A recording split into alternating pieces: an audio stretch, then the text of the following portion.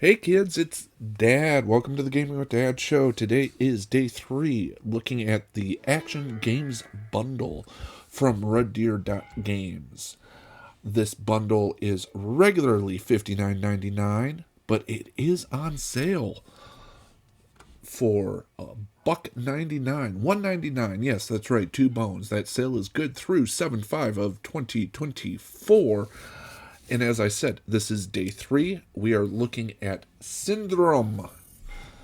You are not alone. You wake up from a cryo sleep on Valkenburg, the most advanced science space station in the Nova Core. The ship appears to be abandoned, but suddenly you hear a voice on the communicator that makes you aware of the situation. Something from the abyss of space is kidnapping and killing the people on the ship, and it doesn't stop hunting. Run, hide, fight, survive. The enemies are strong and they outnumber you, so you have no choice but to go out of sight. Unfortunately, sooner or later, you will have to face them. Then remember that there is not much ammunition on the science ship. So, not sure what accent I was doing there, but I was doing one. Once again, this bundle was originally put together on June 14th, 2024 by REDDEER.GAMES. This is one of the mature rated games, and the entire bundle will set you back 17.7 gigs. One of my beefs about this bundle is, like most bundles on the Switch, it actually just installs the 3 games onto your menu, which is okay, which means that if you like 2 of the games but not a third, I'll let you decide which third that is that I don't like. Or maybe you watched yesterday's episode and you already know.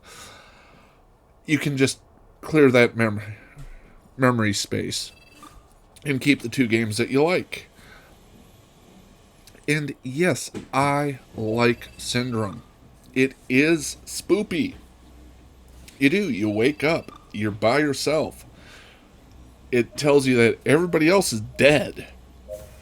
But then it also contradicts that and tells you that there are some people that are still alive. So who the hell knows what's going on here? Graphically, though, as you can see, the game is actually really well rendered and moves smoothly and everything. It was reminding me of Alien Isolation a little bit, even though it doesn't have that same licensing, and the monsters or whatever you end up fighting aren't nearly as scary as a xenomorph. But that said, graphically, I'm going to go on ahead and just start this off. I'm giving graphics a 17. It's not perfect, but it's more than just a passing grade. The graphics here are good. They're clean. They fit the mood and environment. You can easily convince yourself you are in the abandoned ship. This would be a game that I would love to see come to VR. Just not Switch VR. Maybe it's already available on VR. I don't know. My Oculus Quest is sitting there doing absolutely nothing outside of taking up space and collecting dust. So yeah, graphics for Syndrome gets a 17. The soundscape, also very good. Very immersive. It does kind of sound like Star Trek when you're opening up those screens. And yeah, the screens even look a little bit like they might be LCARS derived. But, that's okay.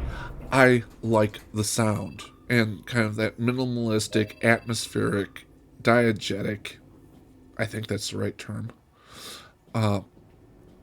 effects that you get. I'm giving sound a 17. We're sitting at 34 right now. As we move on to controls, they're first-person shooter controls. Walk around with the stick, left stick, look around with the right stick. It's all good. Press the buttons that they tell you to press. And you don't feel any kind of lag, you don't feel any kind of disconnect, anything along those lines. So the controls are getting an 18. So we've got a total of 52 as we look at gameplay.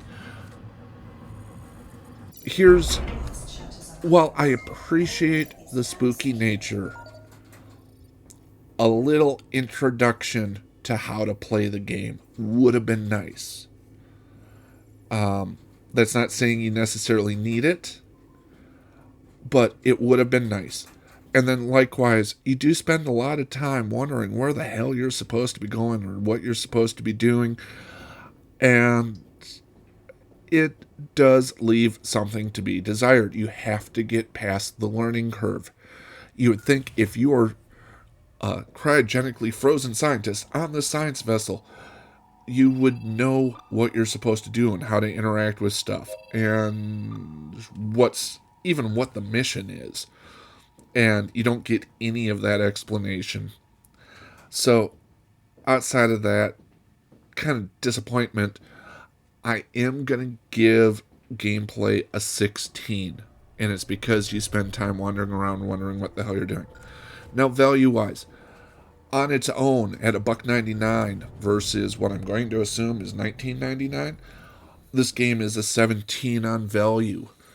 That does make it the best value of the pack, but it's still a tie with Warhammer 40k DACA Squadron with a total score of 85. So, yeah. Have yourselves a great one. We'll talk to you later. Bye-bye. Made it this far, make sure to like, subscribe, ring the bell, leave a comment, all that wonderful stuff for the algorithm, and be good people.